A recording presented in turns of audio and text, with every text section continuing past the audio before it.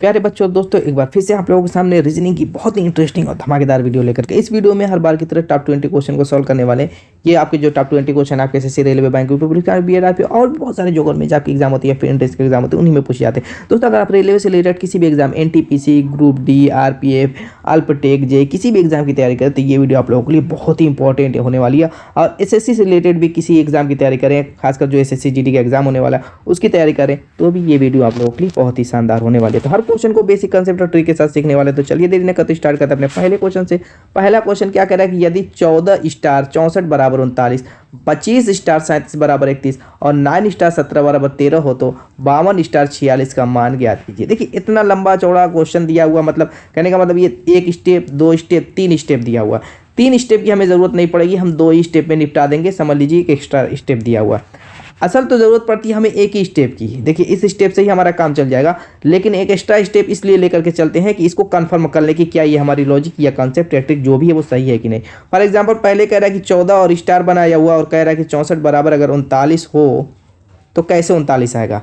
14 star 64, अब star की जगह हम क्या रखें कि 39 लाएँ। अगर घटाते हैं 64 में से 14 को, अंतर निकालते हैं दोनों का, तो दोस्तों तब भी 39 नहीं आने वाला। निकाल करके देख लिए, घटाएंगे 0 आएगा, 6 में से 1 जाएगा 50 आएगा, न कि 39 आएगा। तब क्या करते हैं, एक काम करते हैं दोनों को जोड़ देते हैं। यहाँ पर हम प्लस का चिन्ह बना देते हैं। क्या करते हैं, प्लस का चिन्ह। चलिए तो 4 4 8 और 6 1 7, 78 आ जाता है। 78 से 39 बनाना बिल्कुल आसान है, क्योंकि इसमें सिर्फ 2 का भाग देना है, 39 आ जाएगा। अब कन्फर्म करने के लिए हम दूसरे को उठाएंगे, यानी दूसरा जो स्टेप है 25 स्टार 37 बराबर 31, इसको उठा करके इस ट्रिक को, इस लॉजिक को इस पे अप्लाई करके कंफर्म करेंगे कि यह सही है कि नहीं। इसीलिए 2 का यूज़ किया जाता है, तीसरे की हमें ज़रूरत पड़ेगी ही नहीं। अब चलिए 25 और इसको जोड़ लेते हैं, तो यहाँ पर प्लस का चिन्ह बना देंगे। 7 5 12 को 2 हो जाएगा और 3 2 5 1 6 हो जाएगा। 62 में अगर 2 का भाग देते तो 31 आ जाएगा। एकदम बिल्कुल सही है हमारी। अब देखिए जो क्वेश्चन पूछा है उसको हम करेंगे, न कि अगला वाला स्टेप। गलती मत कीजिएगा, 3 दिया हुआ है तो 3 का यूज़ मत कीजिएगा, 2 ही में हमारा काम बन जाएगा। तो टाइम बचाइए जैसे बचिए। यहाँ पर देखिए ऐड कर लेते हैं, तो 6 2 8 हो जाएगा और 5 4 9 98 हो जाएगा, यानी कि 2 से भाग देने पर क्या आ जाएगा 49 49। ये आपका आंसर हो जाएगा। Option D is the right answer. चलिए नेक्स्ट क्वेश्चन की तरफ चलते हैं। अगला क्वेश्चन क्या कर रहा है, निम्नांकित पैटर्न का ध्यानपूर्वक अध्ययन करें और दिए गए विकल्पों में से उस संख्या का चयन करें जो इसमें से प्रश्नवाचक चिन्ह के स्थान पर आ सकती है। क्या दिया हुआ, पहले अगर त्रिभुज का अध्ययन करें तो इसमें सर्किल दिया हुआ है, एक सर्किल, उसके अंदर ए बनाया है। फिर यहाँ पर डबल सर्किल है, उसके अंदर बी बनाया है। यहाँ पर ट्रिपल सर्किल है और उसके अंदर सी बनाया है, और उसको फार्मूले के रूप में लिखा हुआ है A square plus B cube plus C to the power 4। कैसे लिखा हुआ है, जिस हिसाब से ये लिखा है, जिस लॉजिक से लिखा हुआ है, सेम लॉजिक से कह रहा है कि इसका आंसर आप लोगों को इस प्रश्नवाचक चिन्ह के स्थान पर क्या आएगा, उसका आंसर मतलब यहाँ पे ऑप्शन में से टिक लगाना है जो सही हो। तो चलिए देखते हैं क्या लॉजिक लगाया। अगर यहाँ पर ए पर ध्यान दें तो ए के अंदर, ए एक सर्किल के अंदर था तो उस पर स्क्वायर बना हुआ, यानी कि एक सर्किल के बजाय उस पर 2 पावर बना दिया हुआ। ए पे 2 पावर बना दिया, हालांकि एक सर्किल के अंदर है। इसी तरीके से बी 2 सर्किल के अंदर था, लेकिन बी पे 3 पावर बना दिया। बी पे क्या कर दिया, क्यूब कर दिया है, ठीक है। इसी तरीके से सी जो है 3 सर्किल के अंदर था तो इस पे 4 पावर बना दिया। इसके कहने का मतलब ये है कि एक सर्किल से एक्स्ट्रा 1 पावर कर रहा है, मतलब एक circle 2 power, 2 circle 3 power, 3 circle 4 power.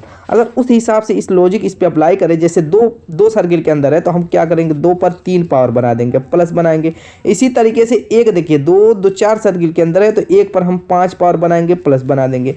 फिर यहाँ पर देखिए 3 क्या है, 3 सर्किल के अंदर है तो 3 पे हम 4 पावर बना देंगे, बस हो जाएगा आपका आंसर।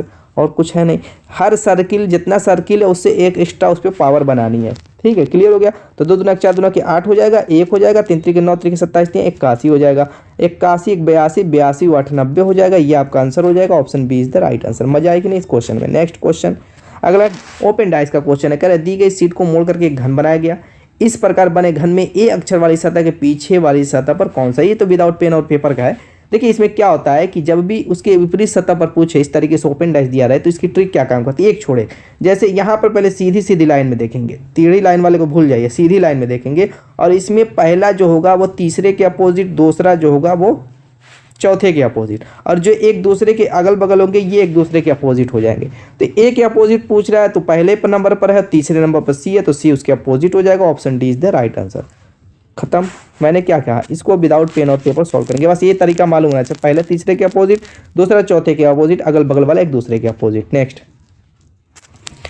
दर्पण से रिलेटेड क्वेश्चन, देखिए दर्पण से रिलेटेड क्वेश्चन को हम समझ लेते हैं। जैसे इस तरीके से लंबवत भी दर्पण रख सकते हैं और क्षैतिज भी रख सकते हैं, दो तरीके से दर्पण रखा रहता है। किस टाइप का क्वेश्चन रहेगा उस हिसाब से टिक लगाएंगे। अब यहाँ पर अगर मान लीजिए कि यहाँ पर आपका दिया हुआ है टीडीपी, अगर इसका पूछे दर्पण प्रतिबिंब कैसा होगा तो कैसे आप बताएंगे। जब भी आपका शब्द कोई दिया रहेगा तो उसका दर्पण प्रतिबिंब जब इस तरीके से लंबवत है तो ये पूरा लेफ्ट टू राइट पहले घूम जाएगा, क्या हो जाएगा PDT, ऐसे पूरा लेफ्ट टू राइट घूमेगा ये पूरा का पूरा। उसके बाद फिर अपने आप में एक एक अक्षर घूमेंगे लेफ्ट टू राइट, P घूमेगा ऐसे, D घूमेगा ऐसे, T घूमेगा ऐसे। T घूमेगा तो T ही जैसा रह जाएगा, वो तो चेंज नहीं होता। बहुत सारे अक्षर, बहुत सारी संख्याएं घूमने के बाद भी सेम टू सेम रहेंगी, चेंज नहीं होती। आपको भी पता नहीं पता जान लीजिए, ठीक है। तो इस तरीके से काम करता है ये दर्पण। तो वही कह रहा है दिए गए विकल्प में चित्र टीथ के पार्श्व दर्पण प्रतिबिंब का चयन करें। पार्श्व का मतलब यही ऊर्ध्वाधर दर्पण की बात कर रहा है। तो टीथ का अगर देखें, जैसे मान लीजिए टीथ है, ये भी विदाउट पेन और पेपर का क्वेश्चन है दोस्तों, ये लिखना फकना कुछ नहीं है, डायरेक्ट आंसर देना है, बस समझा रहा हूँ मैं आप लोगों को। यहाँ से क्या होगा, पहले पूरा लेफ्ट टू राइट घूमेगा तो क्या होगा HTEET हो जाएगा। फिर आपस में लेफ्ट टू राइट घूमेंगे तो H घूमेगा तो H ही रह जाएगा, ठीक है। इस तरीके से दर्पण लगाए, H घूमेगा H ही, T घूमेगा T ही रह जाएगा, E घूमेगा ऐसे हो जाएंगे और T ऐसे ही रहेगा। तो यहाँ पर देखिए H टाइप का कहाँ HTEET, option B is the. B किस में है, देखिए इसमें कन्फ्यूजन मत कीजिएगा, वहाँ पे बी दिख गया तो आंसर शीट में बी पर मत टिक लगा दीजिएगा, क्योंकि ऑप्शन भी दिया हुआ बी जो आपका है सी में है, तो C is the right answer. Clear. Next अगला काउंटिंग फिगर से रिलेटेड क्वेश्चन करें। निम्नलिखित आकृति में कितने त्रिज्या खंड है। त्रिज्या खंड समझ रहे हैं, कोई भी सर्किल है त्रिज्या द्वारा जो खंड बनेगा, जैसे मान लीजिए त्रिज्या थी, इस तरीके से त्रिज्या थी, तो ये जो हिस्सा आपका बना गया, ये चाप खंड भी कुछ समझते होंगे, वृत्त खंड भी समझते हैं, तो ये त्रिज्या खंड हो गया, ये त्रिज्याओं द्वारा कटा हुआ हिस्सा है, तो ये त्रिज्या खंड हो गया।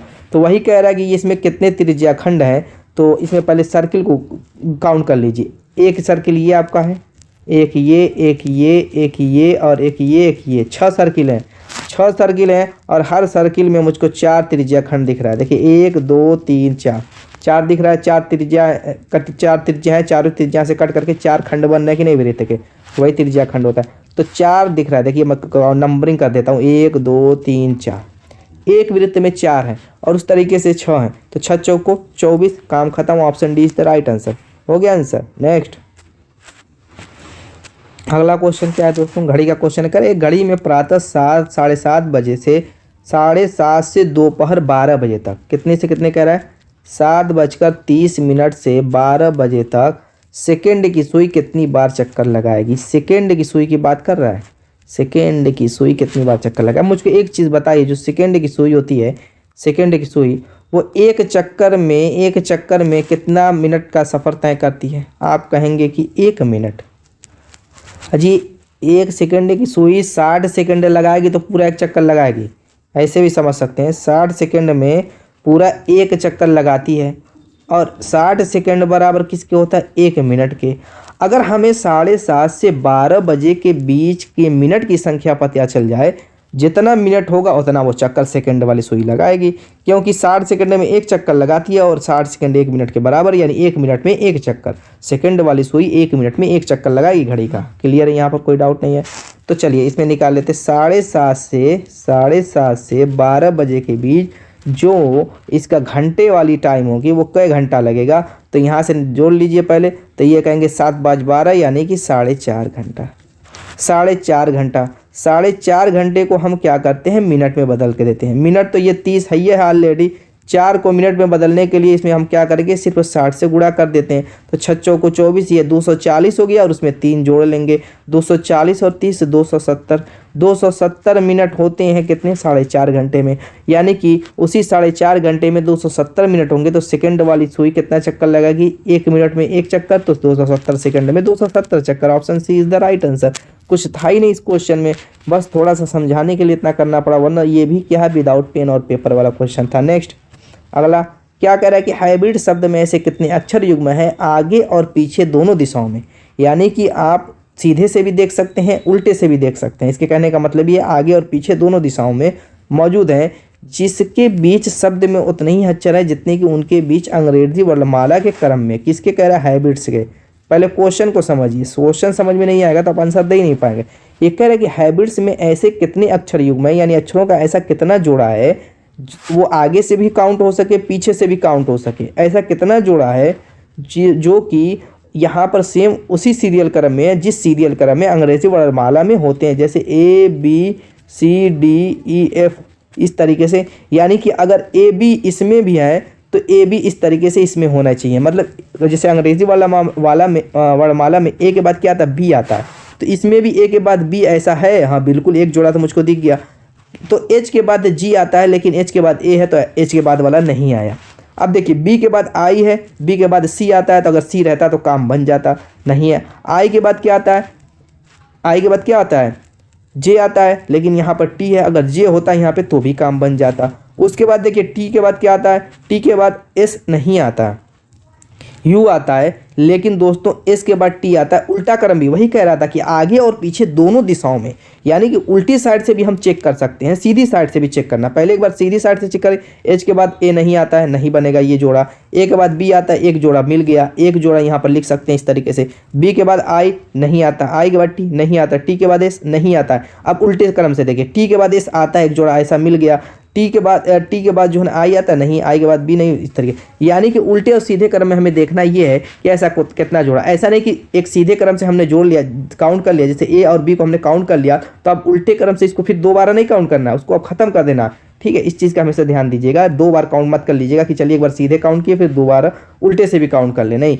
तो हमें एक सीधे क्रम में मिला AB वाला, एक उल्टे क्रम में मिला TS वाला, यानी दो ही ऐसे क्रम है जो अल्फ़ाबेट में जिस क्रम में आते हैं उसी क्रम में यहाँ पर भी दिए हुए हैं। सिर्फ दो जोड़े ऐसे हैं, बाकी कोई नहीं है। समझ में आएगी बात। देखिए ST आता है कि नहीं, S के बाद T आता है तो वही ST है। ठीक है, उल्टे क्रम में है, और ये भी सीधे क्रम में है। क्लियर हो गई बात, कोई दिक्कत। Option A is the right answer. दो हैं जोड़े। नेक्स्ट, कुछ क्वेश्चन बहुत आसान होते हैं, बस उनको समझने की ज़रूरत है कि क्वेश्चन कह क्या रहा है। यहाँ पर सीटिंग अरेंजमेंट का क्वेश्चन है, कह रहे CEKMOQ और Z एक वृत्ताकार मेज के परितः केंद्र की ओर मुख करके बैठे हैं। कै बंदे हैं, 2 2 4 2 6 7, 7 बंदे हैं। इस तरीके से एक वृत्ताकार मेज है और इसमें 7 बंदे केंद्र की ओर मुख करके इस तरीके से बैठे हैं। कितने हो गए, 2 2 4 5 6 7, इस तरीके से 7 बंदे हैं। केंद्र की तरफ उनका मुख है ऐसे। ठीक है, जब भी केंद्र की तरफ मुख रहेगा तो जहाँ से आपका दायां स्टार्ट होता है नीचे वाले बंदे को लेकर के वहाँ से टिक लगा देंगे, ये दायां उसका। अब एक छोड़ एक सब पे ऐसे ही टिक लगा देंगे, वो उनका दायां हो जाएगा। जिधर बिंदी है वो उनका दायां, जिधर बिंदी नहीं है वो उनका बायां। परफेक्ट तरीका है दाएं बाएं का समझने का, इससे बेस्ट कोई तरीका नहीं होता है। ठीक है, एक छोड़े इस तरीके से मैंने टिक लगा दिया, वो दायां। केंद्र की तरफ मुख है, तो अगर यही केंद्र की तरफ मुख ना होकर के इधर मुख रहता तो बस इसी का उल्टा कर देंगे दाएं बाएं का। ठीक है, जिधर बिंदी रहेगी वो उनका बायां हो जाएगा, जिधर नहीं है वो उनका दायां हो जाएगा, बस उसी को पलट देना है। बात समझ में आ गई। कह रहे लेकिन उनका इसी क्रम में होना अनिवार्य नहीं। कहने का मतलब ये कि जो CEKMOQ Z दिया हुआ है क्वेश्चन में, जिस क्रम में दिया हुआ, कह रहे लेकिन इस क्रम में होना अनिवार्य है। मतलब उस क्रम में नहीं है, बल्कि उस क्रम में है जो आगे कहेगा, उस क्रम में हमें सेट करना है। आगे क्या कह रहा है क्वेश्चन पढ़िए। कह रहा है C जो है Z और M के ठीक बगल में बैठा है। जब भी ऐसा कहे किसी भी बंदे को लेकर के कि वो उनके बगल में बैठेगा, उनको बीच में डाल दीजिए। कह रहा है कि C जो है Z और M के ठीक बगल में है, तो हम क्या करेंगे, C को Z और M के ठीक बगल में डाल देंगे, यानी बीच में। अब हो सकता है M यहाँ पर हो, Z यहाँ पर हो, ऐसा भी हो सकता है। तो उस हिसाब से चलिए आगे अभी क्लियर हो जाएगा। आगे कह रहा है O न तो M की ओर है न ही E के ठीक बगल में बैठा है। कह रहा है कि O न तो यहाँ पर M के साथ रख सकते हैं या E कहीं रहेगा, नहीं उसके बगल में हम O को रख सकते हैं।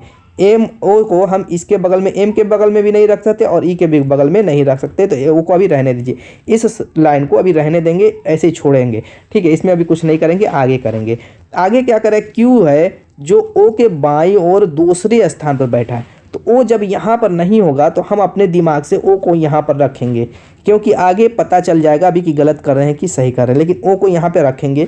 तभी कह रहा है Q जो O के बाईं और दूसरे स्थान पर है। कह रहा है कि O के बाईं ओर, O का बायां किधर है, जिधर बिंदी नहीं है उधर बायां है। दूसरा स्थान का मतलब पहला स्थान ये हो गया, दूसरा स्थान ये हो गया, यानी O के बाईं और दूसरे स्थान पर किसको कह रहा है, Q को यहाँ पर कह रहा है।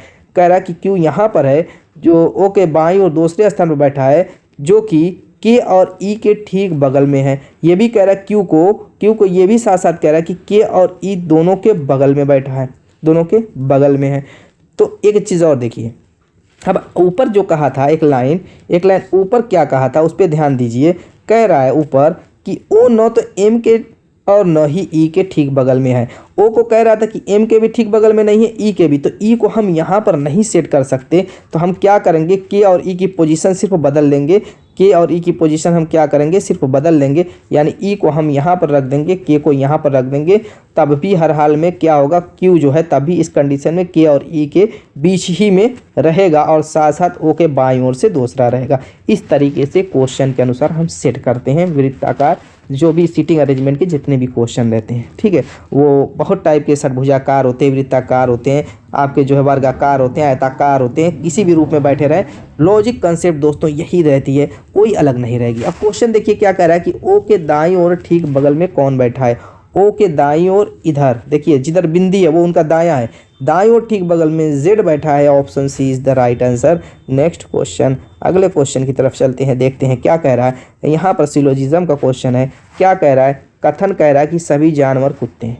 सभी जानवर को क्या कह रहा है, सभी जानवर को कह रहा है कि कुत्ते हैं। तो जितने भी जानवर थे मैंने उनको कुत्ते के अंदर डाल दिया। इस तरीके से पहले क्या करेंगे, आप वेन डायग्राम बनाएंगे। सभी जानवर को इसने क्या कह दिया, सभी जानवर को इसने कुत्ता बना दिया। तो जितने भी रहेंगे सभी जानवर कह रहा है, तो सभी जानवर को अंदर रखेंगे, कुत्ते को बाहर, इस तरीके से बनाएंगे। आगे कह रहा है कुत्ते मांसाहारी होते हैं, यानी जितने भी कुत्ते हैं उन सबको हम क्या करेंगे, मांसाहारी के अंदर डाल लेंगे, इस तरीके से मांसाहारी। अब यहाँ से कुछ चीज़ समझ लेते हैं, उसके बाद निष्कर्ष से मिलाएंगे। देखिए जो अंदर वाला होगा, जैसे सभी जानवर कुत्ते होंगे बिल्कुल सही रहेगा निष्कर्ष। कहेगा कि सभी जानवर मांसाहारी है तो भी आपका निष्कर्ष बिल्कुल सही है। अगर कहेगा कि सभी कुत्ते मांसाहारी हैं तो भी आपका निष्कर्ष बिल्कुल सही होगा। यानी कि अंदर वाले सभी के सभी बाहर वाले हो जाएंगे, अंदर वाले सभी के सभी बाहर वाले हो जाएंगे, लेकिन बाहर वाले सभी के सभी अंदर वाले नहीं होंगे। जैसे अगर कहे सभी मांसाहारी कुत्ते हैं तो गलत हो जाएगा, अगर कहे सभी कुत्ते जानवर हैं तो भी गलत हो जाएगा। अगर ये कहे कुछ मांसाहारी कुत्ते हैं तो सही होगा, अगर ये कहे कुछ कुत्ते जानवर हैं तो भी ये सही होगा। यानी बाहर वाले कुछ हो सकते हैं, सभी नहीं हो सकते। तो इस चीज़ पे ध्यान दे करके चलिए फटाफट निष्कर्ष को निपटा देते हैं। देखिए पहला निष्कर्ष कह रहा है कुछ जानवर मांसाहारी नहीं है। क्या कह रहा है, कुछ जानवर मांसाहारी नहीं है। ये तो सरासर गलत है। क्यों नहीं, कुछ जानवर मांसाहारी, क्या सभी जानवर मांसाहारी हैं? क्योंकि जानवर सभी के सभी मांसाहारी के अंदर ही तो आ रहे हैं। तो जितने भी जानवर है सबके सब मांसाहारी, और ये कह रहा है कि कुछ जानवर मांसाहारी ही नहीं है, तो ये तो आग बंद करके गलत काट दीजिए। आगे कह रहा है सभी जानवर मांसाहारी है, बिल्कुल सही बात है, ये बिल्कुल सही बात है, इसमें कोई डाउट नहीं है। आगे क्या कह रहे हैं, सभी कुत्ते जानवर है। क्या कह रहा है, सभी कुत्ते जानवर है, यानी बाहर वाले को अंदर वाला टोटल बना रहा है, तो ये गलत हो जाएगा। कहता कुछ कुत्ते जानवर है तो सही हो जाता, कहता कुछ सभी जानवर कुत्ते हैं तो भी सही हो जाता। यानी अंदर वाला टोटल बाहर वाला हो सकता है, बाहर वाला टोटल अंदर वाला नहीं होगा। तो इस चीज़ को अभी मैं समझा चुका हूँ, तो ये भी गलत हो जाएगा। केवल दूसरा निकल रहा अनुसरण, केवल दो अनुसरण करता, option D is the right answer. Next Venn diagram, चलिए इसको भी निपटा देते हैं। क्या कह रहा है, उस आकृति का चयन करें जो निम्नलिखित श्रेणियों के बीच संबंध को सर्वोत्तम ढंग से निरूपित करता है। अंगूठी, गहना, हार, हीरे की अंगूठी। देखिए जितना ध्यान दीजिए, इसमें करना क्या रहता है, इसमें 4 नाम दे दिया हो तो 4 सर्किल का यूज़ किया है। आप जितने नाम रहेंगे उतने सर्किल का यूज़ करेगा। यहाँ पे 4 नाम है तो 4 सर्किल का यूज़, ज़्यादातर 3 वाला भी आता है, 3 नाम रहता है तो 3 सर्किल उसमें रहता है। तो आपको ऑप्शन में दिख रहा होगा 4 सर्किल, इसलिए कि 4 नाम है। अब यहाँ पर हमें ये देखना रहता है कि जितने भी नाम है उनमें रिलेशन आपस में क्या है, एक दूसरे में रिलेशन। जैसे अंगूठी का गहने से क्या रिलेशन है, गहने का हार से क्या, हार से हीरे की अंगूठी का क्या, हीरे की अंगूठी का हार से क्या है, हार का दोस्तों इस तरीके से बारी बारी सबका अंगूठी का जो है हार से क्या है, मतलब सबका एक दूसरे में रिलेशन देखना रहता है। तो सबसे पहली चीज़ इसमें कॉमन जो है वो देखेंगे। मुझको कॉमन गहना दिख रहा है, क्योंकि गहने जितने भी या हार हो, हीरे की अंगूठी हो या अंगूठी हो, सब की सब गहने होते हैं। क्या होते हैं, गहने। तो गहना वाला बड़ा सर्किल मैं बनाऊंगा, गहना वाला, ये गहना वाला सर्किल हो गया, ये क्या हो गया, गहने हो गए। आगे हार, हार जो होता है एक गहना है, हार क्या है, एक गहना है, तो मैं यहाँ पे हार का एक सर्किल गहने के अंदर बना दूंगा। आगे कह रहा है हीरे की अंगूठी और अंगूठी। देखिए जितनी भी अंगूठियाँ होती हैं वो सभी की सभी हीरे की अंगूठी नहीं होती, लेकिन जितनी भी हीरे की अंगूठी होती है सभी की सभी अंगूठी होती है। यानी कहने का मतलब हीरे की अंगूठी को मैं अंदर रखूँगा और जो अंगूठी होगी वो बाहर रखूँगा। कहने का मतलब ये अंदर वाली हीरे की अंगूठी हो जाएगी, हीरे की अंगूठी, ठीक है, और ये बाहर वाली अंगूठी हो जाएगी। क्यों मैं ऐसा कर रहा हूँ, क्योंकि देखिए सभी अंगूठियाँ हीरे की अंगूठी नहीं होती, क्योंकि कुछ सोने की होती है, कुछ चांदी की, कुछ गिलट की होती है। लेकिन जितनी भी हीरे की अंगूठी होगी वो सभी की सभी अंगूठी के अंदर ही तो आएंगी, अंगूठियाँ तो होंगी। ऐसा तो है नहीं कि जब हीरे की अंगूठियाँ तो कुछ और हो जाएंगी, नहीं। जब अंगूठी कह रहा है हीरे की तो अंगूठियाँ होंगी, तो वो अंगूठी के अंदर आएंगी। ठीक है, हीरे की अंगूठी अंगूठी के अंदर आएगी, मगर हीरे की अंगूठी या अंगूठी का हार से कोई संबंध नहीं है, तो ये अलग अलग डायग्राम रहेगा। ठीक है, लेकिन सभी के सभी क्या है, गहने, हार हो, अंगूठी हो या हीरे की अंगूठी, सभी के सभी गहने, तो वो गहने के अंदर आ जाएंगे। तो option D is the right answer. मजा आया होगा इस क्वेश्चन में भी। नेक्स्ट गणितीय संक्रिया क्वेश्चन है, करण निम्नलिखित समीकरण में प्रश्नवाचक चिन्ह के स्थान पर कौन सी गणितीय संक्रिया आनी चाहिए। यहाँ पे थोड़ा अलग थलग दे दिया, यहाँ पे कौन सा चिन्ह आएगा, चलिए चेक कर लेते हैं। इसको क्या कहते हैं, बोर्ड मास रूल से सॉल्व कर लेते हैं। बोर्ड मास रूल में इसमें आधा ही अप्लाई करना पड़ेगा। तो एक काम करते हैं, इस ब्रैकेट वाले को भूल जाइए, इसको भूल करके बाकी इतने पार्ट पे बोर्ड मास रूल अप्लाई कीजिए। तो इसमें क्या करेंगे, पहले भाग देंगे 4 से, तो यहाँ पर लिख लेते 4 और क्वेश्चन मार्क 3 ब्रैकेट बंद माइनस 4 से भाग देंगे 3 हो जाएगा, प्लस 2 हो जाएगा, बराबर आपका 11। ठीक है, अब यहाँ पर क्या करेंगे, घटाना जोड़ना जो भी है यहाँ पर कर लीजिए। तो घटाएंगे तो आपका आएगा क्या, -1 आ जाएगा और इधर 11 हो जाएगा, और ये 4 3 बराबर क्या हो जाएगा, 1 उधर जाएगा तो 11 में जुड़ जाएगा, क्योंकि माइनस से प्लस हो जाएगा, 12 हो जाएगा। अब हमें 12 इस साइड भी लाना है, क्योंकि हमें बैलेंस करना है इक्वेशन को, इधर 12 है तो इधर भी 12 लाना है। तो अब बताइए इस क्वेश्चन मार्क के स्थान पर कौन सा चिन्ह रखें जिसकी हेल्प से 4 और 3 को जोड़ें, घटाएं, गुणा करें, भाग करें, क्या करें, यानी उस चिन्ह प्रश्नवाचक चिन्ह के स्थान पर कौन सा ऐसा चिन्ह रखें जिससे कि 12 आ जाए। तो आप कहेंगे गुणा रख दीजिए, हो जाएगा, सही बात है, गुणा रख देंगे, 4 3 12 हो जाएगा। तो वही यहाँ पर रिप्लेस करना था, option D is the right answer. समझ में आ गया इस टाइप के क्वेश्चन को कैसे सॉल्व करते हैं। नेक्स्ट देखते हैं अगला क्वेश्चन, बहुत ही ज़बरदस्त क्वेश्चन है, आपको शायद हंसी भी है इस क्वेश्चन में। ब्लड रिलेशन का क्वेश्चन है, लेकिन देखिए ये भी एनटीपीसी का पूछा हुआ और रेलवे का क्वेश्चन है। क्या कह रहा है क्वेश्चन को पहले देखिए, कह रहा है हृदय फेफड़े की पुत्री है। क्या कह रहा है, हृदय, हृदय को कह रहा है कि फेफड़े की पुत्री है, इसकी फेफड़े की पुत्री है। मैं क्या कर रहा हूँ यहाँ पे, हृदय को H से, फेफड़े को F से दर्शा रहा हूँ। ठीक है, लिखने में आसानी रहेगी, समझने में भी आसानी। कह रहा हृदय जो है फेफड़े की पुत्री। ब्लड रिलेशन में पहले कड़ियाँ जोड़ेंगे, कड़ियाँ जोड़ने के बाद दोस्तों उसको समझेंगे कि क्या कह रहा है, कहना क्या चाह रहा है, समझेंगे। ये सारे प्रोसेस कुछ ही पल में होंगे, ऐसा नहीं कि बहुत लंबी टाइम लगेगी। प्रैक्टिस किए रहेंगे तो बहुत सारे ऐसे क्वेश्चन ब्लड रिलेशन के होते हैं जो विदाउट पेन और पेपर आप सॉल्व कर सकते हैं। चलिए पहले समझते हैं, पहले क्या करें, कड़ियाँ जोड़ते हैं। कड़ियाँ जैसे मैं जोड़ रहा हूँ वैसे ही आप भी जोड़ेंगे। कह रहा हृदय फेफड़े की पुत्री है, तो एरो द्वारा दर्शा करके पुत्री ऊपर लिख देंगे। आगे कह रहा इसके अतिरिक्त उसका इकलौता सहोदर एक भाई है। क्या कह रहा है, यानी कि इस H का, इस हृदय का, कह रहा है कि हृदय तो फेफड़े की पुत्री है, साथ साथ इस हृदय का एक भाई भी है, सहोदर एक भाई भी है, जिसका नाम गुर्दा है। जिसका नाम गुर्दा, यानी जी से मैं दर्शा देता हूँ, हृदय जो है फेफड़े की पुत्री है, साथ साथ इसका एक सहोदर भाई भी है जिसका नाम गुर्दा है। इस तरीके से हृदय का एक भाई निकला गुर्दे नाम का। चलिए ये भी मैंने दर्शा दिया। आगे क्या कर रहा है, पेट फेफड़े का पति है। पेट को कह रहा है, पेट पी फेफड़े का क्या है, पति है, यानी कि ये स्त्री हो गई। स्त्री को नेगेटिव दर्शाएंगे, पुरुष को पॉजिटिव दर्शाएंगे। H क्या है, पुत्री है, इसको नेगेटिव दर्शाएंगे। जी जब भाई है तो ये पॉजिटिव हो जाएगा। पुरुष लिंग को हम क्या करेंगे, पॉजिटिव, और स्त्री लिंग को हम नेगेटिव द्वारा दर्शाएंगे, ताकि हमें पता चले कि कौन स्त्री है कौन पुरुष है। जब P पति हो गया F का, तो हर हाल में F क्या होगी, P की पत्नी होगी, इसलिए मैंने F पे माइनस दर्शा दिया, P प्लस। ठीक है, तो क्या कह रहा था, पेट फेफड़े का पति है। आगे कह रहा है आँख और हृदय पति पत्नी है। आँख और हृदय, हृदय कहाँ है, यहाँ पर है, और आँख को ई से मैं दर्शा देता हूँ, आई। आँख जो है H जब लड़की हो गई, H क्या थी, पुत्री थी, इस पर हमने निगेटिव दर्शाया। जब कह रहा कि आँख और हृदय पति पत्नी है, तो हर हाल में ये पति होगा, आई आँख क्या होगी, हृदय की पति होगा, तो हर हाल में इस पर हम पॉजिटिव बनाएंगे। यहाँ पर कोई दिक्कत, कोई परेशानी। चलिए आगे चलते हैं। कर अग्नाशय गुर्दे का मामा है। अग्नाशय क्या है, इस गुर्दे का अग्नाशय ए मामा है, मामा। यहाँ से हम ई को दर्शा देते हैं पति, क्योंकि पति पत्नी कह चुका है कि आई आँख और हृदय क्या पति पत्नी है। अग्नाशय क्या है, मामा है, तो इसको भी हम पॉजिटिव ही दर्शाएंगे। अब कह रहा है अग्नाशय का फेफड़े से क्या संबंध है।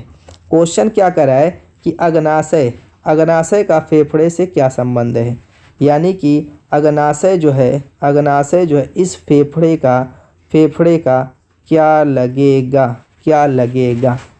अग्नाशय फेफड़े का क्या लगेगा। बहुत सिंपल सा क्वेश्चन है, बहुत ज़्यादा आपको उलझाने की कोशिश किया है, पूरा जो है आपके जंतर मंतर अंदर के शरीर का निकाल करके रख दिया, गुदड़ा अदड़ा पचौनी तक का, हृदय फेफड़ा आँख। तो दोस्तों ये सिर्फ उलझाने की कोशिश किया एग्जामिनर, कुछ है नहीं क्वेश्चन में।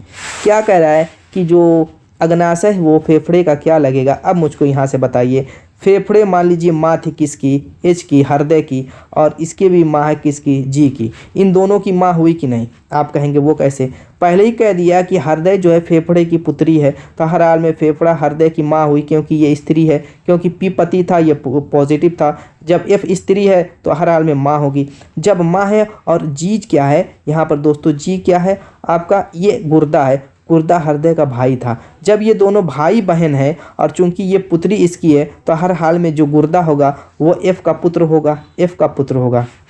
अब अपने दिमाग से सोचिए, यहाँ पे आपको एक कैरेक्टर में घुसना पड़ेगा, तब आपको समझ में आएगा। आप समझ लीजिए आप गुर्दा हैं, क्या है, आप गुर्दा हैं, आपका एक मामा है और आपकी एक माँ है एफ। अब ये मुझको बताइए कि आपका मामा आपकी माँ का क्या लगेगा। अब ऐसे सोचिए, आपका मामा, आप गुर्दा है, आपकी माँ फेफड़ा है, आपके मामा अग्नाशय है, तो अब बताइए आपका मामा आपकी माँ का क्या लगेगा। आप आंख बंद करके कहेंगे कि हमारा जो मामा होगा वो हमारी माँ का भाई लगेगा। बस हो गया जी आपका answer, option D is the right answer. Clear. Next. तो नेक्स्ट क्वेश्चन देखिए दोस्तों, दिशा दूरी का क्वेश्चन है। उसको करने से पहले थोड़ा सा डायग्राम को समझ लेते हैं। दाहिनी साइड पूरब होता है, बाईं साइड पश्चिम, नीचे दक्षिण, ऊपर उत्तर। फटाफट इसी के हिसाब से अभी हम निपटा देते इस क्वेश्चन को, टाइम नहीं लगेगी। कह रहा है कि एम और पी अपने घर से बाजार की ओर चलते हैं। एम और पी, एम एंड पी, एक काम करते हैं यहाँ पे बनाते हैं, एम एंड पी, ठीक है। अपने घर से, ये उनका होम था, ये उनका होम है, यहाँ से बाजार की ओर चलते हैं। किधर बाजार है, वे दोनों 700 मीटर पश्चिम की ओर चलते हैं। पश्चिम किधर है, देखिए डायग्राम इधर है। कह रहा है कि वे दोनों 700 मीटर पश्चिम की ओर चलते हैं और फिर दायां मोड़ लेते हैं। पश्चिम की ओर जाएंगे, दायां मोड़ लेंगे तो ऊपर जाएंगे। ऊपर क्या कह रहा है, दायां मोड़ लेते हैं और 100 मीटर चलते हैं। दायां मोड़ लेने के बाद क्या कह रहा है कि 100 मीटर चलते हैं, तो 100 मीटर इनको चला देते हैं। 100 मीटर चले, कह रहा है फिर बाजार तक पहुंचने के लिए 45 डिग्री मोड़ लेते हैं। फिर बाजार तक पहुंचने के लिए 45 डिग्री मोड़ लेने का मतलब यहाँ से एक्स वाई बना लीजिए, और 45 डिग्री मोड़ लेंगे, थोड़ा सा ऊपर बनाएंगे तो ये आपका 45 डिग्री मोड़ होगा बामा।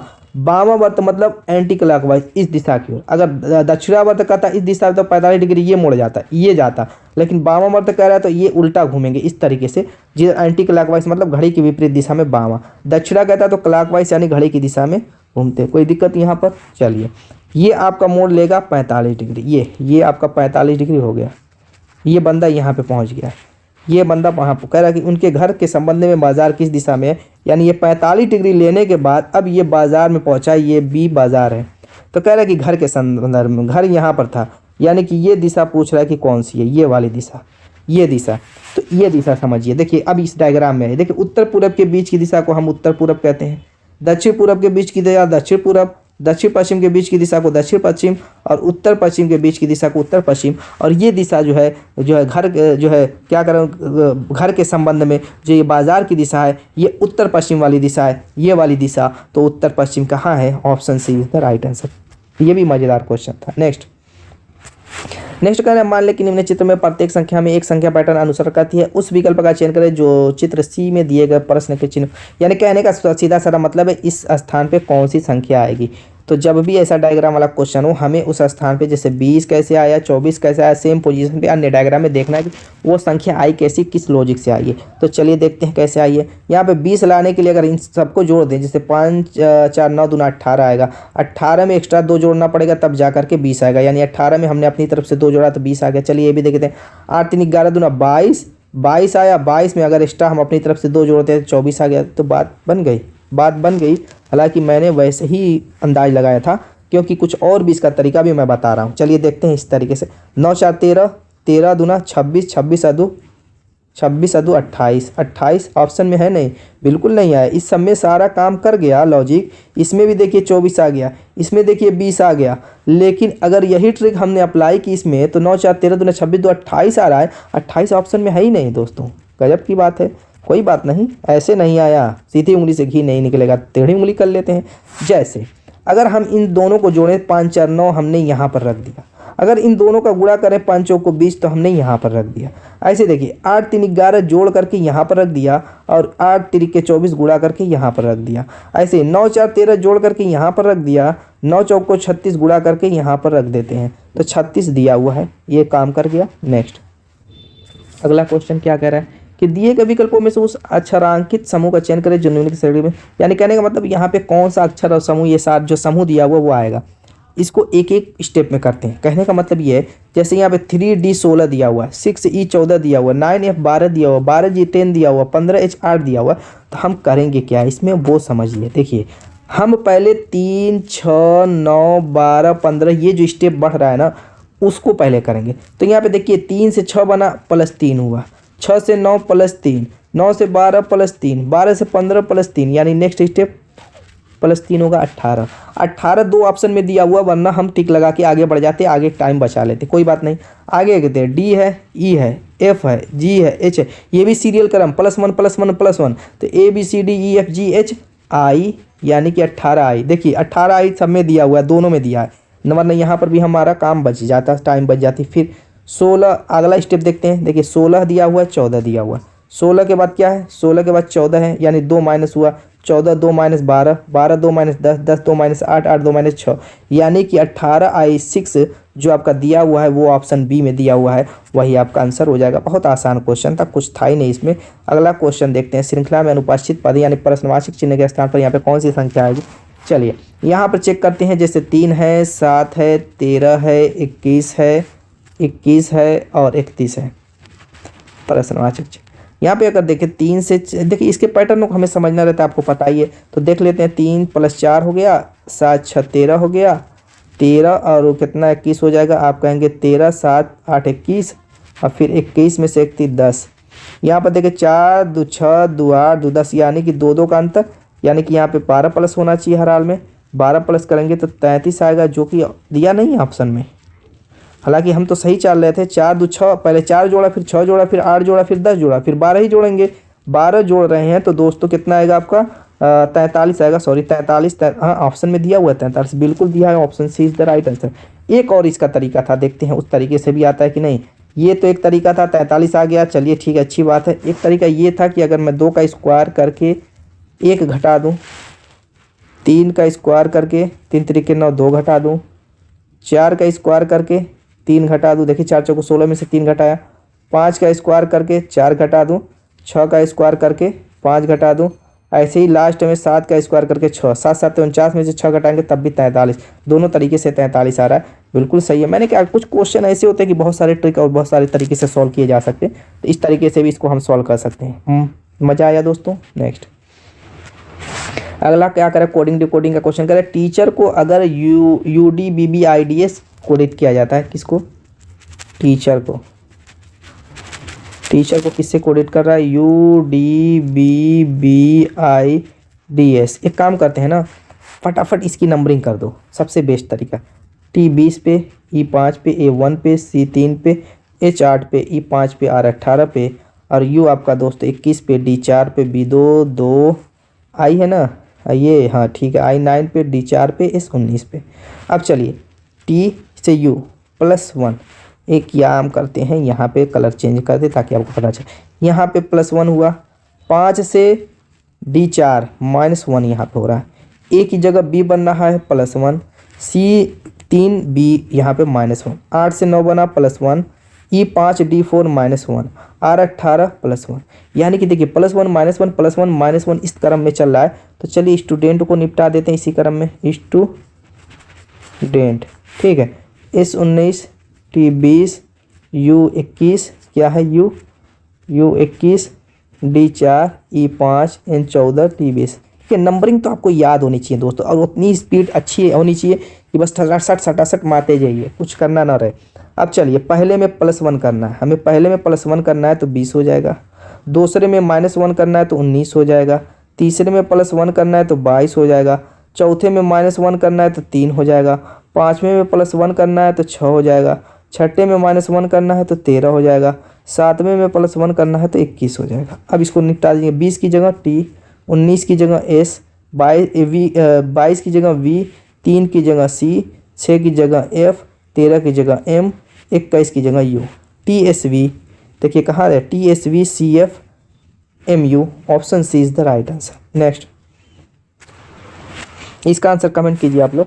कह रहा है कि 32 का संबंध जैसे 33 से है वैसे ही जोड़े को हमें यहाँ पे रखना है, जो लॉजिक इन दोनों में होगी इन जोड़ों में होगी। तो चलिए 32 और 13 में लॉजिक देखते हैं। 32 से 13 कैसे बना होगा, घटा करके देख लेते हैं। अगर 12 हो गया तो 9 होगा, 9 3 12, ठीक है। और ये आपका हो गया 2 का मतलब 1, 19 का अंतर है। क्या 19 के अंतर वाली कोई संख्या इन दोनों में है, इन चारों ऑप्शन में? अगर 51 36 का अंतर देखें तो 51 में से अगर 36 को घटाते तो दोस्तों कितना आएगा, देखिए 11 हो जाएगा। 11 में से 6 जाएगा तो 5 बचेगा, 19 नहीं आएगा क्योंकि यूनिट डिजिट 5 आ गया। अब यहाँ पर देखते हैं, यहाँ पर भी 19 नहीं आएगा। यहाँ पर देख लेते हैं 71 81 10 आएगा। यहाँ पर देख करके देखते हैं 19 नहीं ना आ जाएगा। 15 हो गया, 7 7 8 7 15 नहीं आएगा, 8 आ रहा है। तो चलिए ये काम करते हैं, दूसरा सोचते हैं। अच्छा क्वेश्चन है ये, 32 और 13। एक काम कीजिए, इस 3 को अलग कीजिए, 2 को अलग करिए। ऐसे तो सोचिए 3 का मैं स्क्वायर कर दूं और 2 का स्क्वायर कर दूं और इन दोनों को जोड़ दूं तो 9 4 13 आ जाएगा। ठीक है, हमें ऐसा जोड़ा जोड़ना है जो कि पहले वाले दोनों अंकों का वर्ग करके जोड़ने पर दूसरी संख्या, या जैसे मान लो 51 है, इससे 36 लाना है इन दोनों अंकों, तो आप जोड़ लीजिए। यहाँ पे 5 का स्क्वायर करेंगे 25, 1 का स्क्वायर करेंगे 1, 26 आएगा, 9 की 36। ऐसे यहाँ पर भी देख लेते हैं, 8 64 और 3 3 के 9, तो कितना आ जाएगा, नहीं आएगा ये भी। इसको जोड़ करके देख लेते, ये तो आ ही नहीं सकता, 81 है। यहाँ पर देख लेते हैं, 4 का अगर स्क्वायर करते हैं तो 4 चौको 16 7 7, ये तो हर हाल में आना ही आना है क्योंकि 3 फेल हो चुका है, तो चौथा आएगा ही आएगा। तो 9 6 15, 4 1 5 6 65, बिल्कुल सही, option D is the right answer. Next, यहाँ करें घन का संबंध जैसे वर्ग से, वर्ग का संबंध यहाँ पर किससे होगा, घन का वर्ग संबंध, तो आप सोचेंगे वर्ग का घन से होगा, तो ऑप्शन में तो है ही नहीं।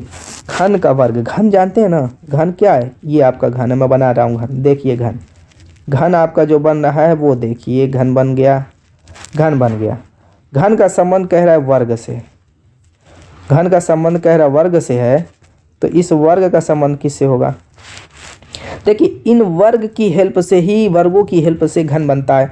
यानी कि 1 वर्ग 2 वर्ग 3 वर्ग 4 5 6 7 इस तरीके से कई वर्ग मिल करके क्या होते हैं, तह वर्ग बिछते हैं, तो घनों का निर्माण करते हैं। किसका, घन का निर्माण करते हैं, क्योंकि घन की लंबाई चौड़ाई ऊंचाई सब बराबर होती है, वर्ग की चारों भुजाएं बराबर होती है, तो वर्गों की हेल्प से बनता है घन। तो वर्ग किसकी हेल्प से बनता है बताइए, त्रिभुज की हेल्प से, रेखा की हेल्प से। जैसे वर्ग की हेल्प से घन बनता है वैसे ही रेखा की हेल्प से वर्ग बनता है। दोस्तों ये परफेक्ट आपका आंसर हो गया, option B is the right. Next, अगला ये तो आपको करना है, ये दोस्तों आपको करना है। यहाँ पर देखिए थोड़ा सा हिंट दे देता हूँ, कह रहा है कि पहले फिगर का संबंध जैसे दूसरे से है वैसे तीसरे का चौथे से क्या होगा। यहाँ पर क्या है, जल प्रतिबिंब, पहले का जल प्रतिबिंब बना दिया ये, तो दूसरे का जल प्रतिबिंब क्या बनेगा यहाँ पे, वही इन चारों में से ऑप्शन देखना है जो सही होगा, फिर नीचे भी ऑप्शन दिया उस हिसाब से टिक लगाना है। तो इसका आंसर आप कमेंट कीजिएगा। उम्मीद है कि वीडियो पसंद आएगी, मिलेंगे शानदार धमाकेदार टिक के साथ नेक्स्ट वीडियो में, तब तक के लिए बाय बाय।